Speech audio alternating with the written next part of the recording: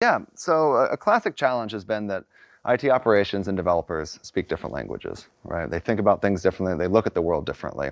And oftentimes their tooling shows different views of the world. And that can make it really challenging for them to collaborate and work together to deliver an application into production. And so one of the beautiful things that we're doing with Tanzu and VMware Cloud Foundation is that as developers are using Kubernetes and using that interface and provisioning applications and pods and containers and clusters, that those same objects are fully visible now in the vSphere client. And we're literally seeing them made here as they're being built. Exactly. So as a developer types it in, immediately the IT operations teams, the VI admins, are seeing that as well. So they're really reading off the same page. Exactly. So now when they're talking to each other, they're actually speaking the same language. Exactly.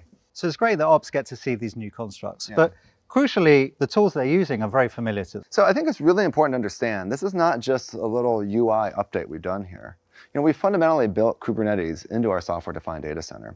This means that these objects that are visible here, again, Kubernetes concepts like namespaces and pods, are not just visible, but you can actually act on them. You can leverage all the great vSphere capabilities, things around storage policies or resource management capabilities or DRS.